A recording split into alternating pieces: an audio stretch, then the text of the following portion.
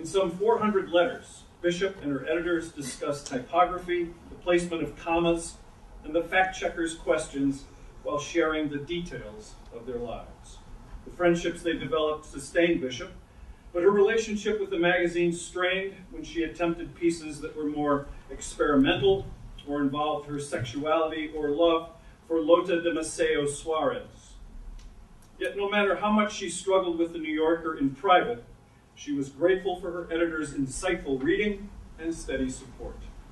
What follows is a reading from their 35-year correspondence, chiefly between Bishop and editors Charles Pearce, Katharine White, and Howard Moss, with various characters weaving in and out of the story and readers doing more than one voice.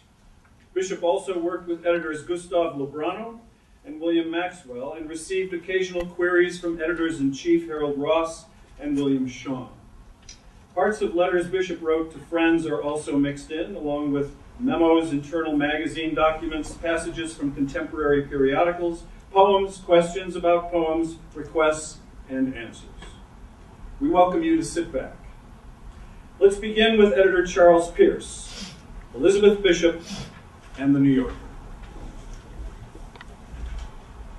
October 27, 1939.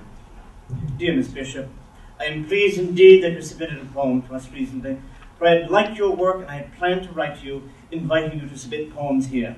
Spleen has been gladly accepted, and here is our check for it. They pay $1 a line. I think I'll buy a hat. Proof will be mailed to you soon. There's only one change we must insist upon.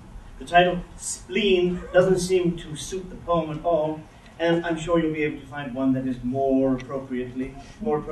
Cordially, Charles A. Pearce. November 1st, Key West. Dear Mr. Pearce, thank you very much for the check for my poems, which came yesterday. I agree with you that the title Spleen is poor, and I suggest instead the title History. Will that do? I think it will help to clarify the meaning as well. Very truly yours, Elizabeth Bishop. November 7th. Dear Miss Bishop, we're still not happy about the title to your poem. We think that history tends to reveal the pleasantly surprising ending, and we should find a title that wouldn't do that. Those who know about such things tell me that some of your punctuation changes are most improper, and I gather that the only one that seemed entirely correct was the deletion of the comma in the second line of the last section. November 14th. Dear Mr. Pearce, I am sorry to have been so much trouble to you with my poem. I think, however, I have at last found a good title. Cirque d'hiver, Winter Circus. Will that do? Thank you for correcting my punctuation. Cirque d'hiver. Across the floor flits the mechanical toy, fit for a king of several centuries back. A little circus horse with real white hair. His eyes are glossy black. He bears a little dancer on his back. She stands upon her toes and turns and turns. A slanting spray of artificial roses is stitched across her skirt and tinsel bodice. Above her head she poses another spray of artificial roses. His mane and tail are straight from Chirico. He has a formal, melancholy soul.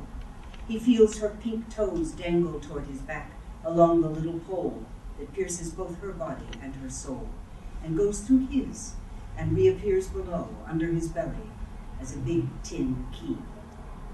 He canters 3 steps, then he makes a bow, canters again, bows on one knee, canters, then clicks and stops, and looks at me. The dancer by this time has turned her back. He is the more intelligent by far. Facing each other rather desperately, his eye is like a star. We stare and say, well, we've come this far. March 14, 1940. Dear Miss Bishop, I'm sorry indeed to report that Sunday Morning has been voted down. After a good deal of discussion, it was decided that the poem was a little too remote for us, or rather, that having printed at least 2 verses about Florida in the past 2 weeks, we couldn't go another. April 8, dear Miss Bishop, sorry to say, letter to New York doesn't seem right for us. Thanks, as ever, for letting us see it. June 16, 1942. Dear Miss Bishop, a very long time has gone by, it seems to us, since we've had the privilege and pleasure of seeing a new poem of yours.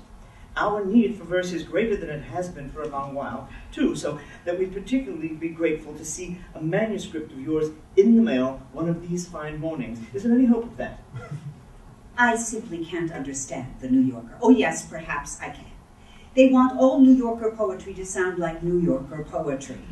And on, and on. April 14, 1944. Dear Miss Bishop, you must know by this time how anxious we are to have a poem of yours in the New Yorker again. But large bad picture doesn't seem quite to work out for us. Please be forgiving and send us something else soon. With a string of rejections, Bishop decided to submit her story, The Housekeeper, under another name. It was accepted. In 1945, Bishop won the Houghton Mifflin Poetry Award for her first book of poems, North and South. New Yorker editor Katharine White was judge. Enthusiastic about Bishop's poetry, White, wife of E.B. Andy White, offered Bishop a first reading contract. Bishop agreed and regularly sent poems to White from Key West, Saratoga Springs, and Washington, D.C., where she served as the poetry consultant at the Library of Congress. June 14th, 1945. Dear Miss Bishop, congratulations on the Houghton Mifflin Fellowship Award. It was a deep satisfaction to me that your book won by a unanimous vote, and I want to tell you how much pleasure and excitement the book gave me. It is a distinguished volume, and I am lucky to have had the chance to vote for it. For a while there, as a judge, I was rather gloomy, but the horizon lightened when your manuscript turned up.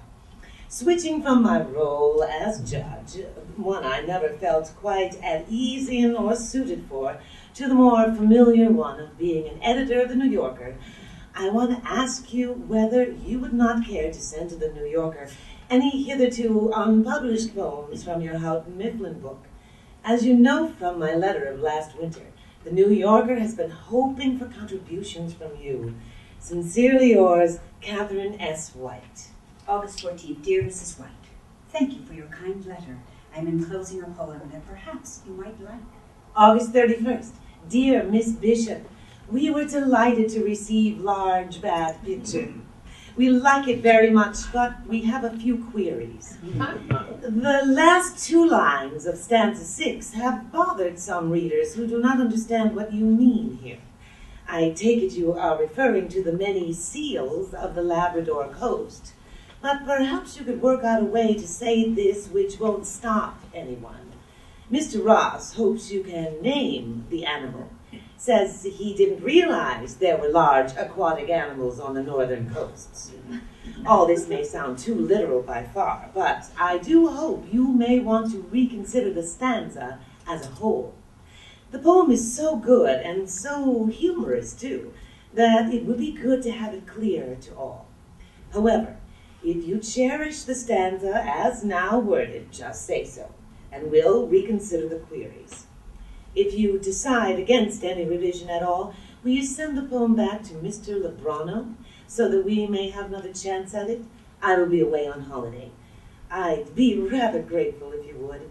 I hope this is just the first of many, many poems to come to us from you. September 10th, Key West.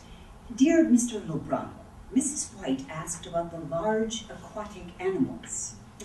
I am trying to describe a picture, and the sounds are imaginary, just for effect.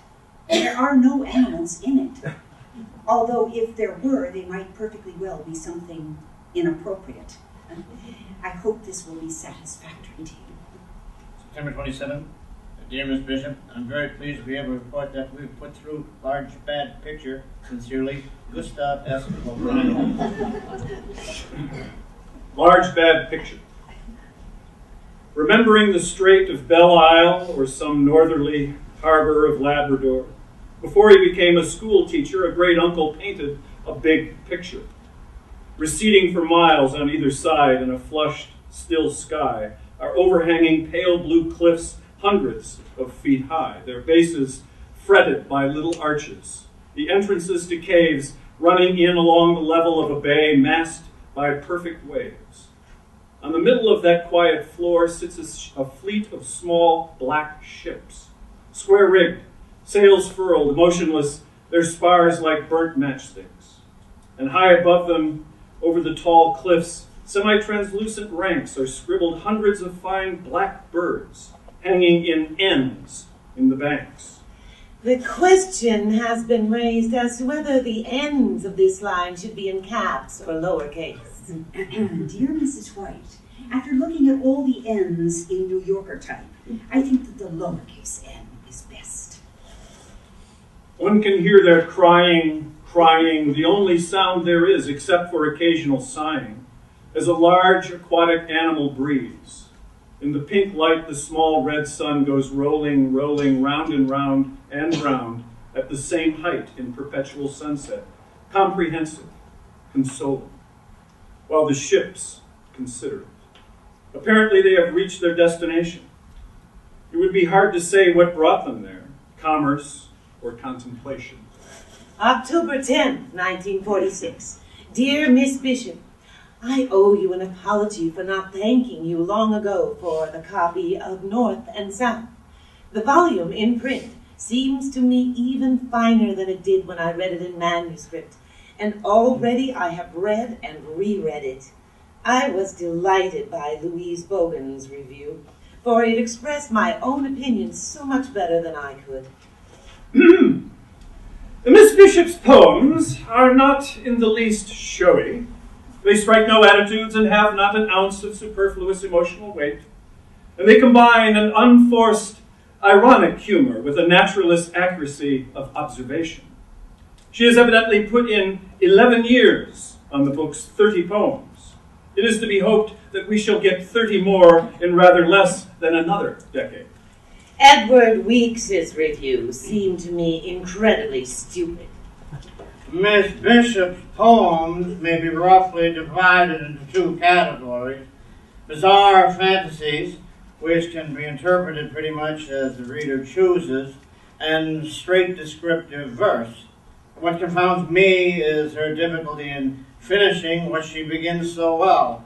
It seems to me that she is afraid to risk pure lyricism and rather shy of ideas. I missed Marianne Moore's, but intend to look it up. November 18th. Dear Mrs. White, thank you very much for a very enjoyable luncheon. I'm afraid I was suffering from New York-itis that day and feel I probably talked my head off and said all sorts of things I shouldn't have. I hope not. November 25th. Dear Miss Bishop, here are 2 copies of the first reading agreement that I told you about when we talked. Miss Bishop is to be paid $2 per line, halfway between B plus and A minus, for verse not over 1 column wide, and equivalent to C plus, $1.95, for verse not over 1 1/3 columns wide. I also enclosed the check. For $100.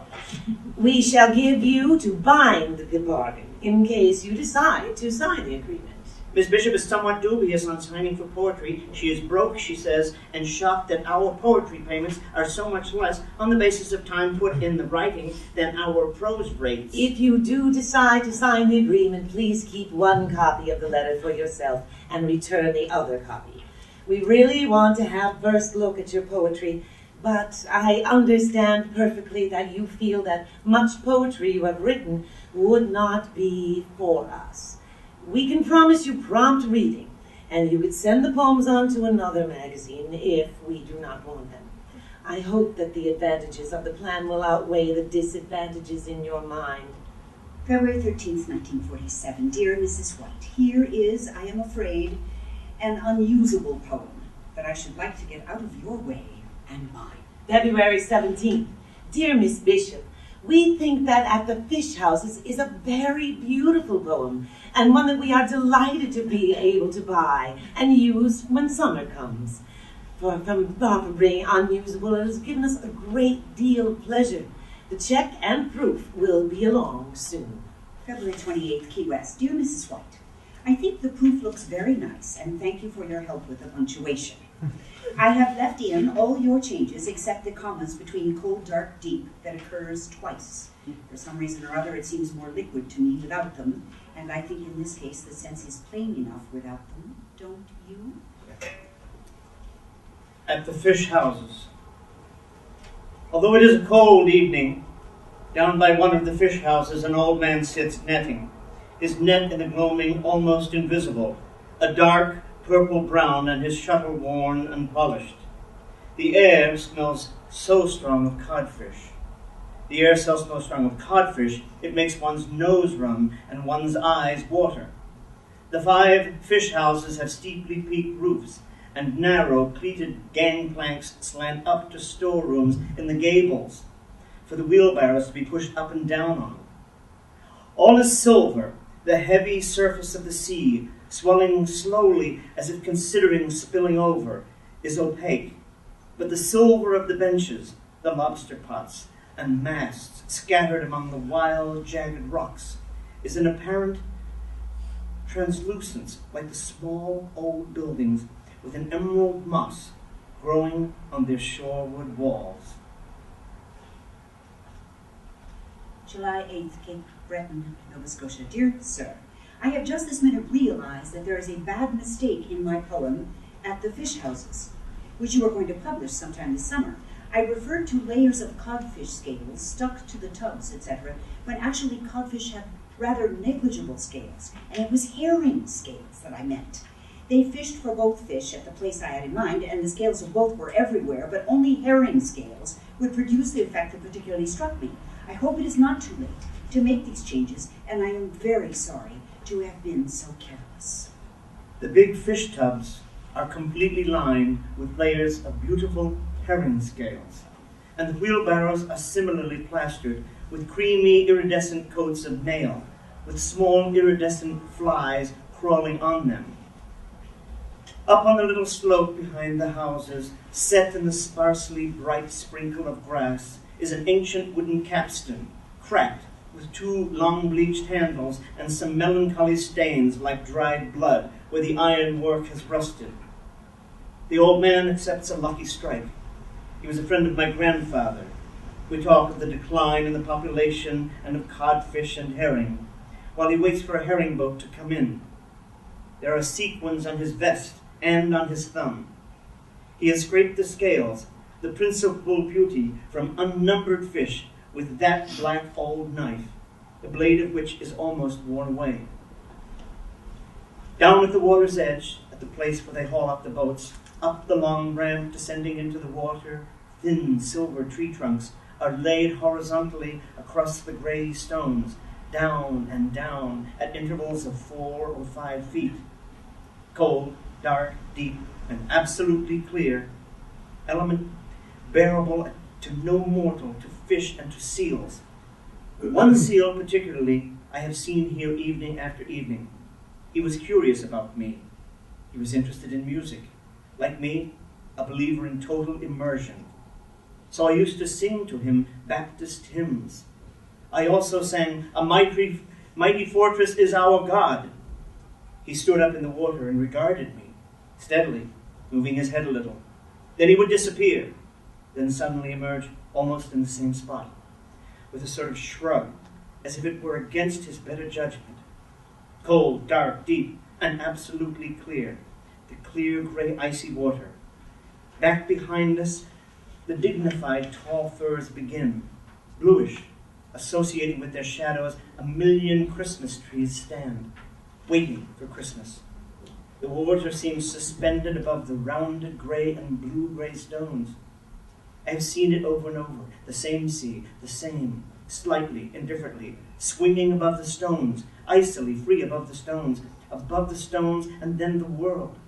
If you should dip your hand in, your wrist would ache immediately.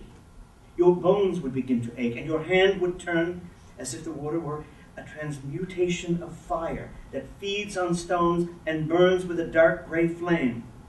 If you tasted it, it would first taste bitter, then briny, then surely burn your tongue. It is like what we imagine knowledge to be, dark, salt, clear, moving, utterly free, drawn from the cold, hard mouth of the world, derived from the rocky breasts forever, flowing and drawn, and since our knowledge is historical, flowing and flown. Selecting poetry for the New Yorker could be a challenge. The editors struggled with what they liked, what the editor-in-chief Harold Ross liked, and what they thought their readers would like, and understand. I know certain people have never thought highly of most of the poems we publish, and I imagine that some of them are aware of what our limitations have been, too, in the past, in that field. Such poetry, as distinct from light verse as we do publish, is always more or less on sufferance. Therefore, I never ask certain poets to contribute, as I feel almost too awkward to ask them to submit. I sold them some rather light poems the other day. They do pay pretty well, but of course nobody wants to send them anything really good. May 13th, 1948. Dear Miss Bishop, our style expert says we can't grant two of your requests on the proof of the bite. The italic subtitle is against the style of the magazine, and the lowercase g in the fourth line from the end is, he says, against English, and would look monstrous. Now, I don't know what against English can possibly mean, and personally, I like things that look monstrous, but these two details would, it seems, rock the foundation of the magazine, and I hope you won't mind our leaving them the way they are. Cordially yours, William Maxwell. November 1st, 1950. Dear Miss Bishop, it was a great pleasure and happiness to receive some poems from you, and I enclose our check for View of the Capitol, a poem we admire. It is a delight. On the other hand, I must reluctantly return Little Exercise. The final feeling is that the poem perhaps belongs in another publication, and that it would not be fair to ask you to change it so that it would be easy to comprehend. November 3rd, Saratoga Springs. Dear Mrs. White, I'm so glad you liked the little poem about the Capitol.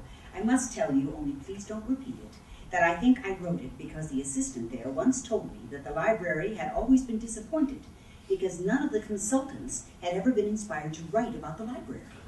Of course, this is scarcely what they had in mind, but I have a more serious one underway, which will disappoint them even more, I'm afraid. I think it would be nice if you called me Elizabeth. November 14th. Dear Elizabeth, now to revert to this author's proof. In the second stanza, I'm told by the grammarians and the stylists that it should be either East Steps with no capitals or East Steps with both words capitalized. And there seems to be some doubt whether these particular steps are well enough known to justify capitalization at all. This is your decision. Then comes up the matter of the color of the Air Force Band's uniforms. To Mrs. White from Mr. Ross. Fact. Matter. Is the uniform of the Air Force Band brilliant? Mr. Hobart, old Air Force man, says they were dull blue in his day, as he recalls. Sort of a postman's blue. I contend that they must have looked a brilliant blue to you, and if so, that you should be allowed your brilliant. But I did think you ought to know that they are actually a gray blue, in case you'd forgotten it. Yours, Katharine. November 16th, Saratoga Springs. Dear Mrs. White, or Katharine, about the Air Force Band's uniforms. I know the regular Air Force blue color, but once they came and played right in the library, and it struck me they looked a different blue and awfully bright. But I'm probably wrong, and it may have been just the general effect of all that marble and all those potted palms. View of the Capitol from the Library of Congress. Moving from left to left, the light is heavy on the dome and coarse. One small lunette turns it aside and blankly stares off to the side like a big, white, old, wall-eyed horse.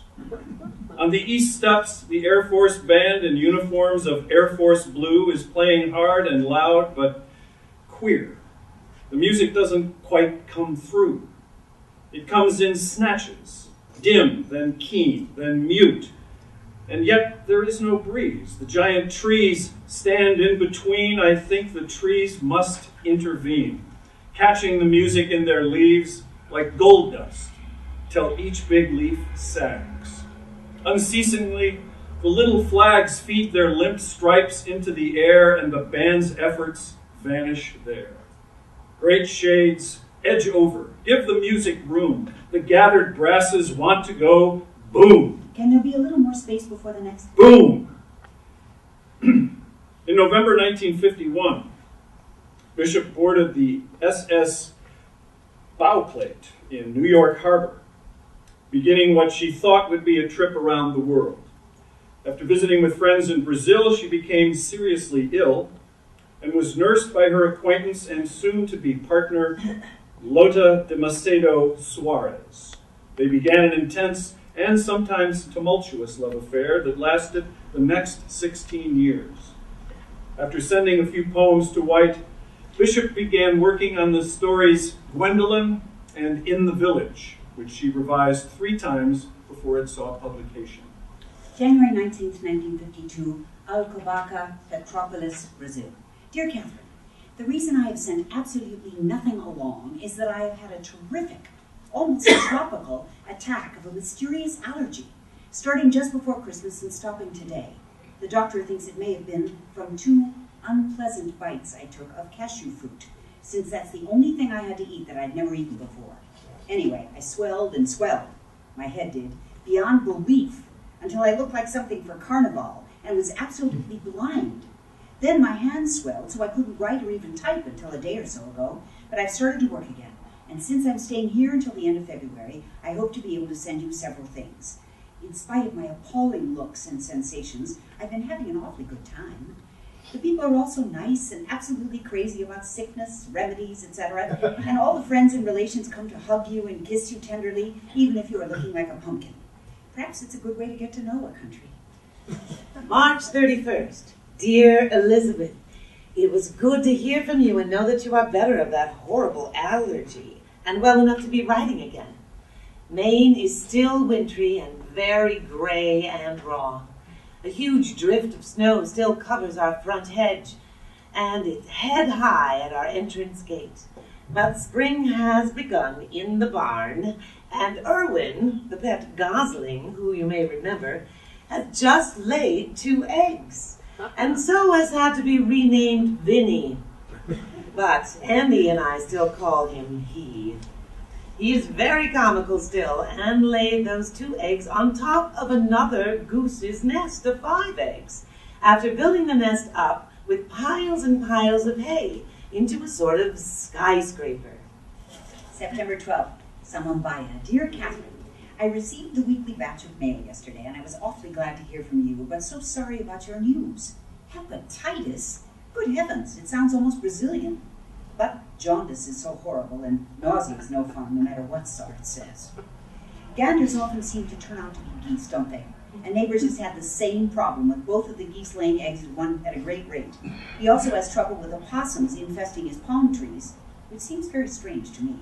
We live up higher above the palm line, but the donkey, Mimoso, has to be protected from blood-sucking bats with a lantern at night. I am told they don't attack human beings, but I notice my hostess sleeps with her windows closed, so I do too. October 10th, dear Catherine, here is another story, Gwendolyn, and still none of the things I had planned to do first. I'm afraid this one and In the Village will be either too gloomy or too impressionistic for you. Also, I am a little embarrassed about having to go to Brazil to experience total recall about Nova Scotia. Geography must be more mysterious than we think. Working on these stories, I get slightly homesick for the other side of the equator, but not too much. Theory and practice of editing New Yorker articles. It is impossible to lay down any exact and complete formula for bringing order out of the underbrush, but here are a few general rules. 1. Writers always use too many damn adverbs. On one page recently, I found 11 modifying the verb said. He said morosely, violently, eloquently, and so on. It is impossible for a character to go through all these emotional states one after the other. Lon Chaney might be able to do it, but he is dead. 2. Our employer, Mr. Ross, has a prejudice against having too many sentences begin with and or but. He claims that they are conjunctions and should not be used purely for literary effect, or at least very judiciously. October 13th. Dear Elizabeth, We admire Gwendolyn and want to buy it. There is only one major problem, and I thought I ought to consult you before we put the story into type and paid for it. The problem is the episode about the soiled drawers, which we don't think we can use as it stands. It is unpleasant, I'm afraid, in spite of being true, and there is a very strong feeling here against our running such a passage. I must reluctantly agree with Mr. Shawn, Mr. Lebrano, and Mr. Maxwell that the passage should come out for New Yorker publication, since it does apparently offend the sensibilities of a lot of people, and is definitely repulsive to some. Mr. Shawn's final word on the episode was that unless you can give an absolutely answerable argument for retaining it, and he strongly doubts that from our point of view there could be such an argument, he feels it should be eliminated. Have I a scatological obsession? October 25th. Dear Catherine, of course I was fairly sure there might be objections to poor Gwendolyn's undergarments, but I'm afraid I am not creative enough, and when I start telling how something actually happened, I just have to go on and give every last detail. In some ways, I think you're probably right. In a longer story, I imagine it wouldn't seem so shocking, but it did seem natural enough to write it at the time. However, I have changed it more or less as you suggested, so that I think the same thing is implied. 3. Mr. Hobart has a long list of banned words, beginning with gadget, including vague, a little, oddly enough, pretty, innards, and any adjective ending in ish. Ask him. 2. All editors. From Mr. Ross. I think the word fabulous should be regarded with great suspicion. It seems suddenly to have become a fad word, and worse, a Vogue word. It is said to appear on every page of Vogue in every issue. I also earnestly recommend that we abandon the word understandably. I saw it in Life the other day, and when Life takes up a word, it is time for us to unload it. November 12th. Dear Elizabeth, here's the letter I promised about In the Village. We, all of us, like its poetic quality, and we, all of us, are for the story. If we can persuade you to clarify and strengthen the thread of narrative that it is strong on. In one or two places, this thread is so thin that it seems to break entirely. We do not mean by this that you need to turn your lovely prose poem into a conventional short story, but we hope that you will, at least, be willing to allow the reader a little more understanding of your basic situation and give her some clues as to what the relationship is between your characters. November 23rd, Samambaya. Dear Catherine, I'm so glad you liked In the Village, because I think it's a much better story, too. I was worried about its being too mysterious myself. I have no interest in bewildering on purpose, and I think there are several places where the situation could be made plainer very easily without changing the story very much. 4. One of Mr. Ross's theories is that a reader picking up a magazine called The New Yorker automatically supposes that any story in it takes place in New York. If it doesn't, if it's about Columbus, Ohio, the lead should say so. When George Adams was 16, he began to worry about the girls should read. When George Adams was 16, he began to worry about the girls he saw every day on the streets of Columbus, or something of that kind, more gracefully, preferably. January 20th, 1953. Dear Elizabeth, I have been awfully slow in replying about your revision of In the Village. The reason for the delay is that all of us differ so much in our opinion that we have more or less agonized over it, trying to see how on earth you and the New Yorker could get together on this story that we admire so much of it. Perhaps one difficulty that underlies all this is that because this story is written like a poem, you feel it will be read like a poem. But poems are not usually 26 pages long. And though a reader is quite willing to read or reread a poem that is elusive and finally get to understand it, He is not so willing to reread a very long story. Instead, he just gives up after one reading, feeling vaguely dissatisfied. Anyway, do please let me know your final thoughts about the piece, even if you are utterly at variance with us and annoyed too. They really do want it. But I refuse to put in enough he saids and she saids, and it was 4 p.m., a very hot summer, August 16th, 1917, Great Village, Nova Scotia, and my father's name was William Thomas Bishops.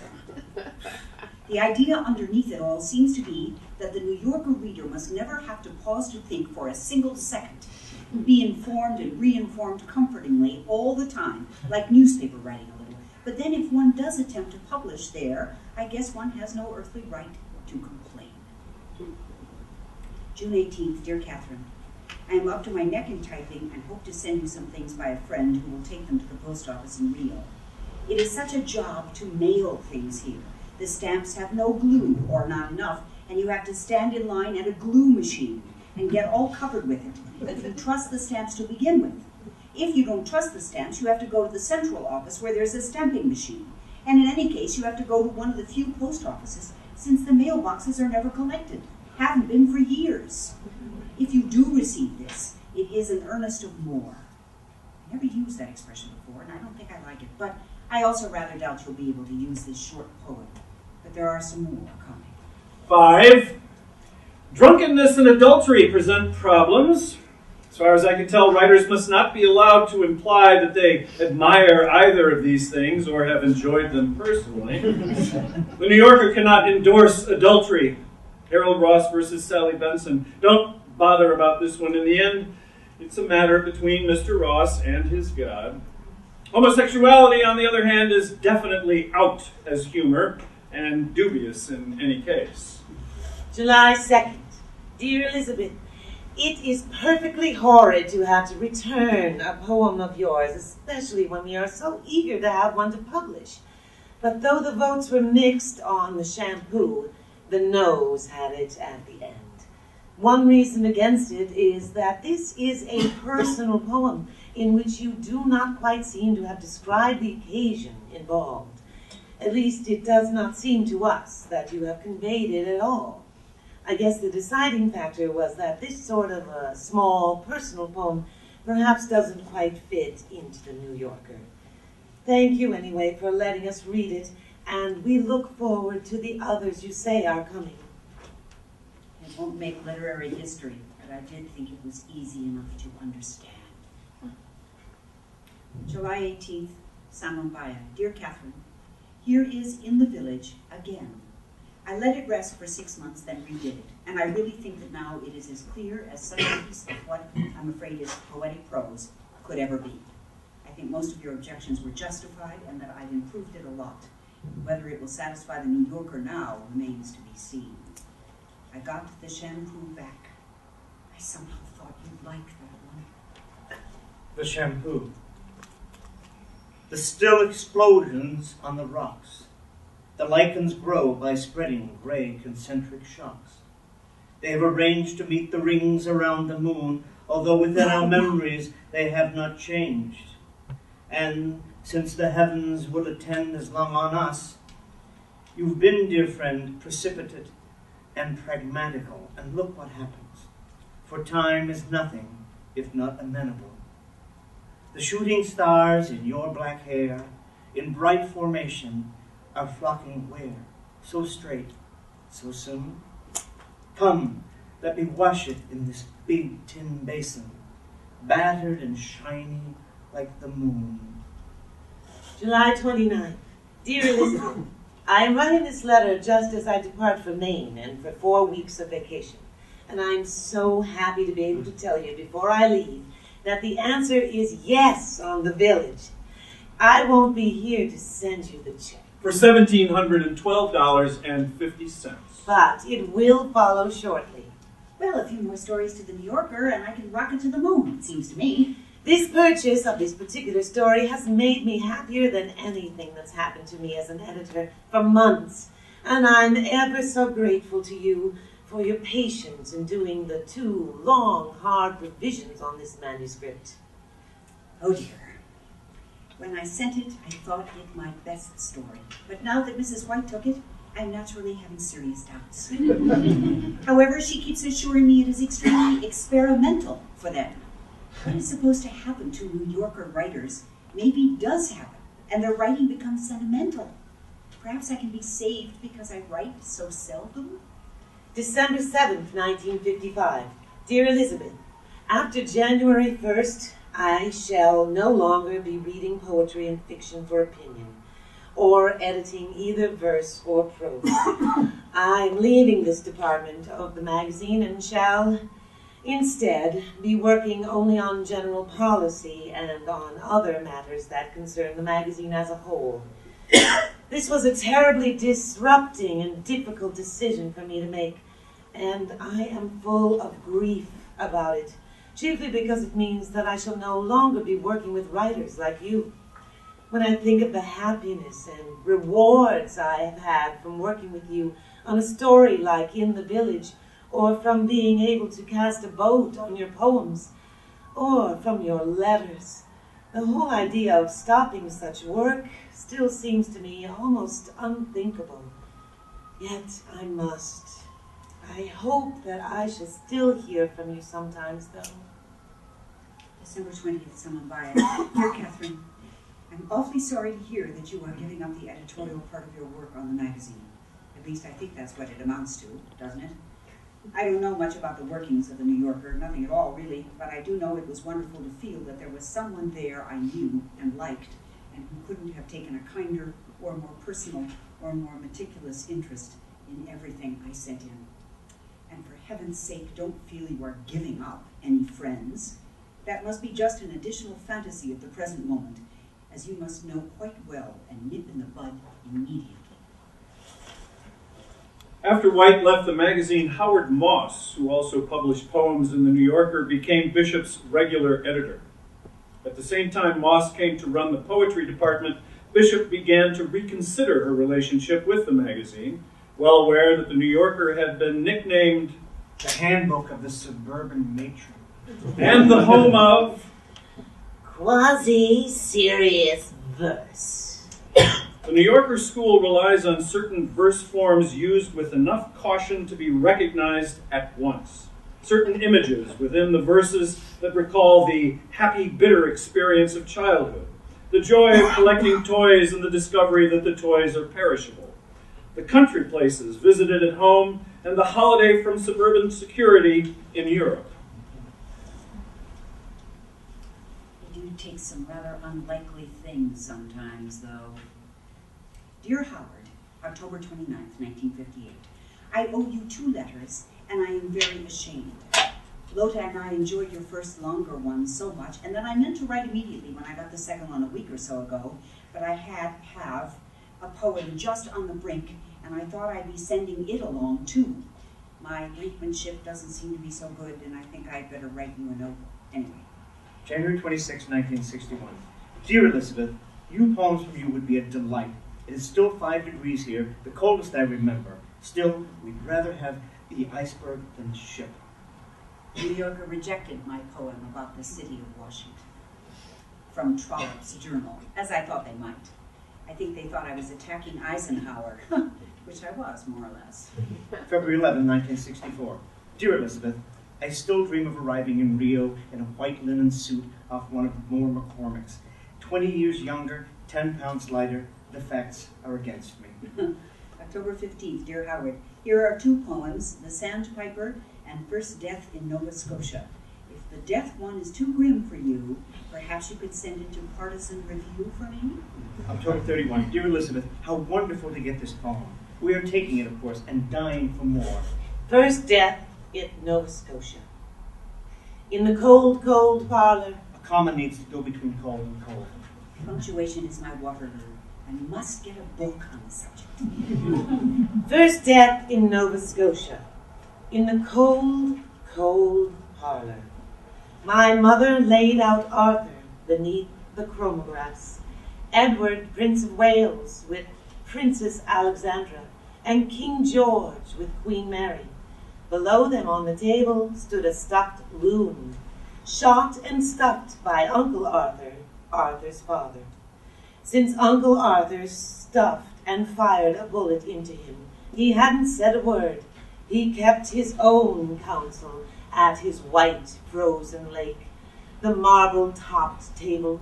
His breast was deep and white, cold and caressable. His eyes were red glass, much to be desired. "Come," said my mother, "come and say goodbye to your little cousin Arthur." I was lifted up and given one lily of the valley to put in Arthur's hand. Arthur's coffin was a little frosted cake, and the red-eyed loon eyed it from his white frozen lake. Arthur was very small. He was all white, like a doll that hadn't been painted yet. Jack Frost had started to paint him, and the way he always painted the maple leaf, forever.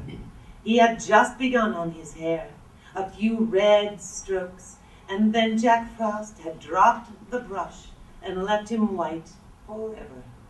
The gracious royal couples were worn in red and ermine. Their feet were all wrapped up in the ladies' ermine trains.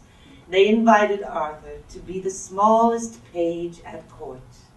But how could Arthur go, clutching his tiny lily, with his eyes shut up so tight, and the roads deep in snow?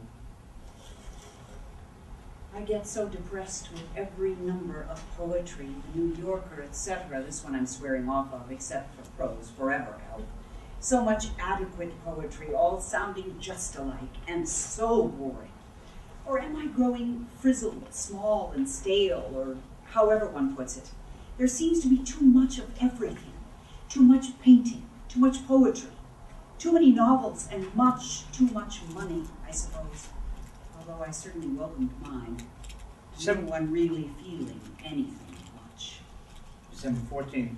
Dear Elizabeth, a Merry Christmas and a Happy New Year to you and Lota, if they have a Happy New Year in Brazil. On my one New Year outside the USA in Bermuda, no one seemed to care. They were celebrating something else, like Boxing Day or Guy Fawkes Retreat or Mothers Over Greenland Day or something.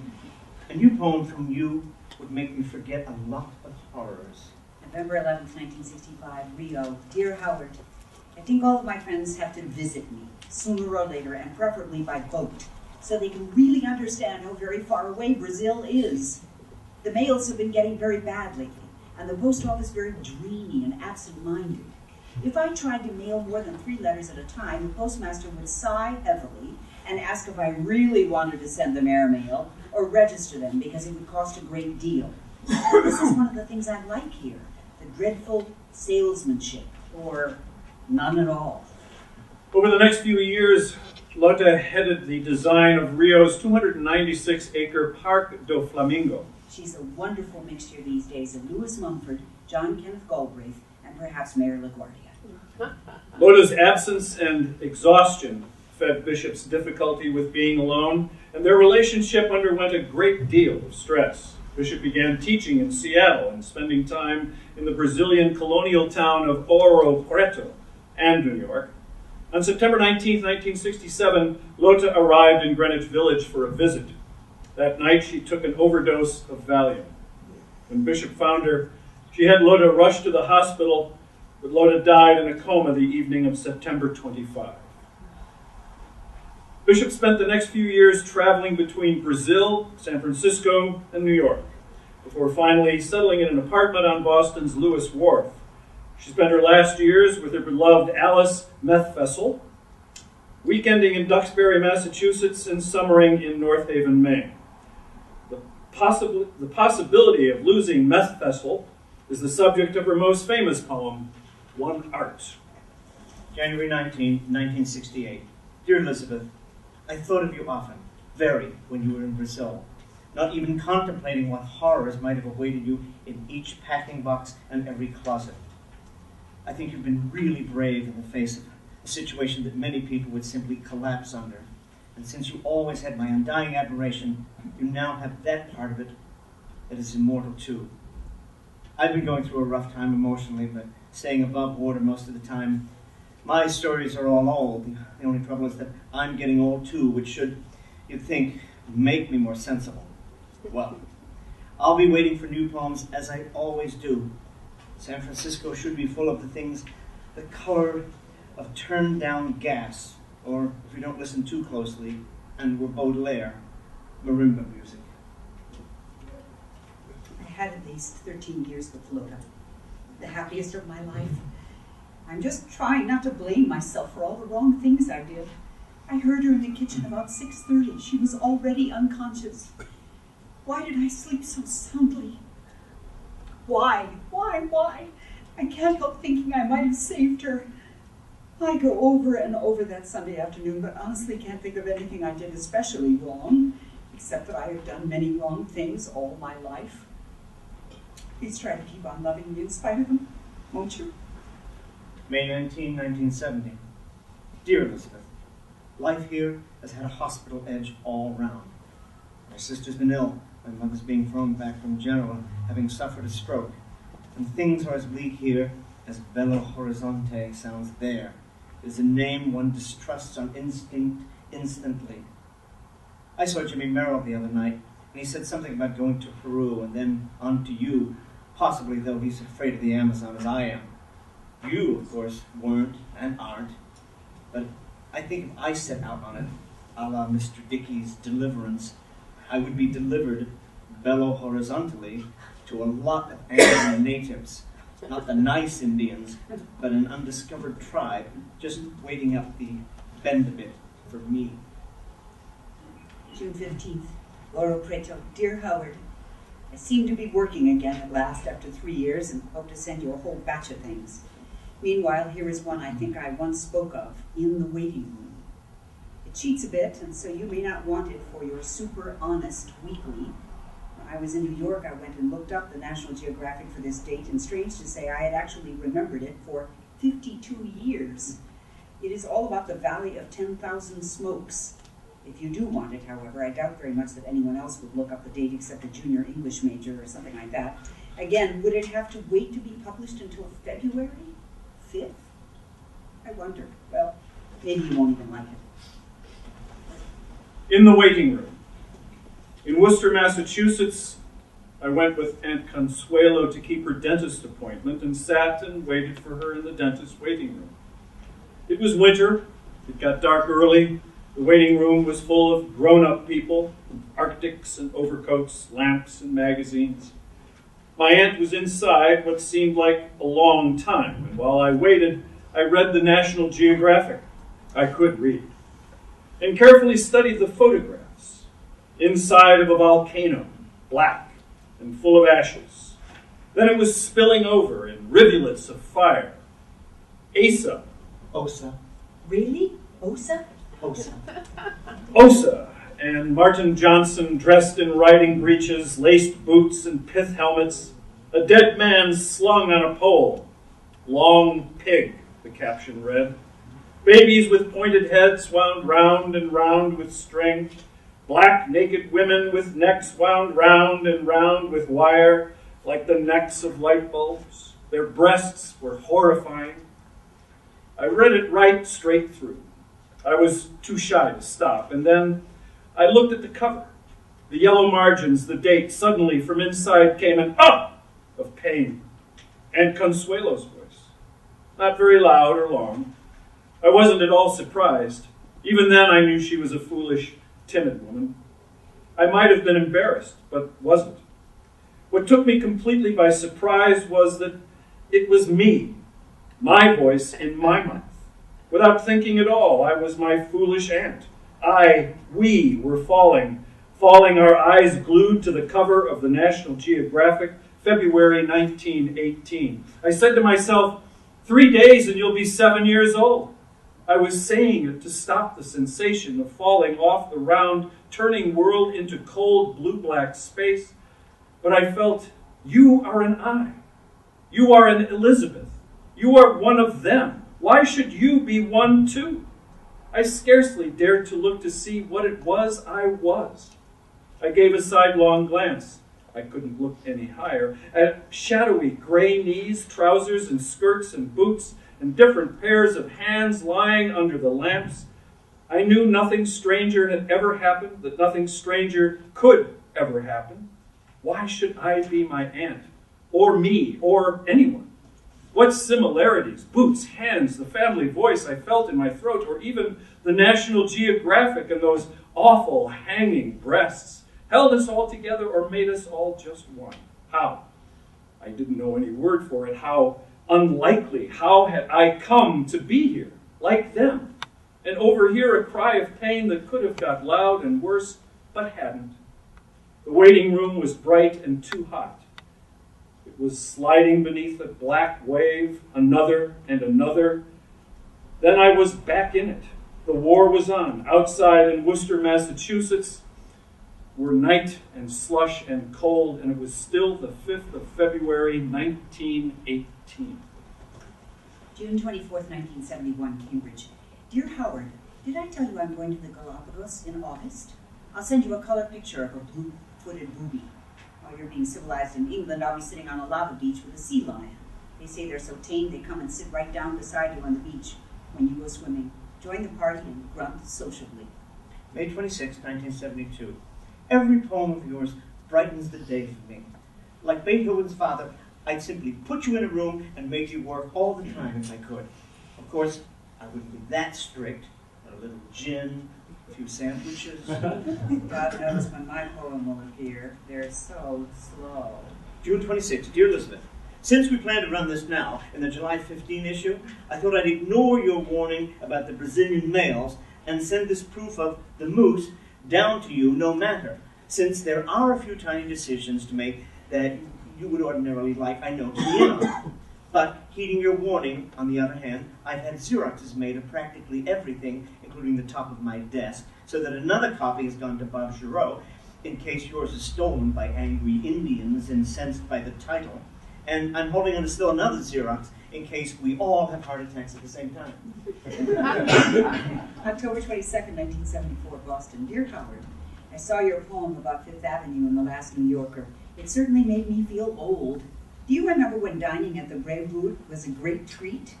And I used to say that, no, just up the street, huge, nice rooms, now a hostel or a dormitory for delinquent women or something. Oh, the Grosvenor. November 4th, 1975. Dear Elizabeth, one art is fine. Upsetting and sad too, but everything is handled with such skill, feeling, and just the right amount of distance that it comes off marvelously. December 7th, Boston. Dear Howard, I am so glad my poem has been cleared for libel. I hope I've made my corrections clear. I've decided the 2 words in italics in the last line are a bit too much, so I've indicated that it should be in regular type and only the word right italicized. I am a fuss budget, but you already knew that. Jimmy Merrill can switch to italics, I understand, on his IBM, but my other choice is something else. Perhaps I should purchase an italic ball or whatever one calls them. Delicate ground here. One art. The art of losing isn't hard to master. So many things seem filled with the intent to be lost, that their loss is no disaster. Lose something every day, except the fluster of lost door keys, the hour badly spent. The art of losing isn't hard to master. Then practice losing farther, losing faster, places and names, and where it was you meant to travel. None of these will bring disaster. I lost my mother's watch, and look, my last or next to last of 3 loved houses went. The art of losing isn't hard to master. I lost 2 cities, lovely ones, and vaster. Some realms I owned, 2 rivers, a continent. I missed them, but it wasn't a disaster. Even losing you, the joking voice, a gesture I love, I shan't have lied. It's evident the art of losing's not hard to master, though it may look like, write it, like disaster. The New Yorker rejected memories of Uncle Neddy. They were extremely flattering. They said they had too big a backlog of family stories. They do seem to have published at least 1 a week for some time now. Their critical friends have said that nothing happens. If you have any suggestions on how I might improve it. October 12, 1978. Dear Elizabeth, just to say, again, how delighted we are with Sonnet. I'll put it through as is, in spite of that mysterious word you mentioned on the phone that you think needs changing. We can always do that in the proof. Forgive the rushed tone of all this. 200 poems have been submitted in the last 2 days, on top of the usual million. What I need is a grant to run a nice hamburger stand in New Jersey. All our poems rest on the shelf while Howard publishes himself. August 2, 1979. Dear Elizabeth, I think I'm getting sick of East Hampton, with its chic, its little expensive boîtes, and too many writers and painters, not to mention rich young couples tearing around in Rollses. August 14th, North Haven. Dear Howard, your summer sounds rather like mine, except Rolls Royces and Watts would not be considered a thing here. The raggeder and the older one's car, the more lofty one's social position.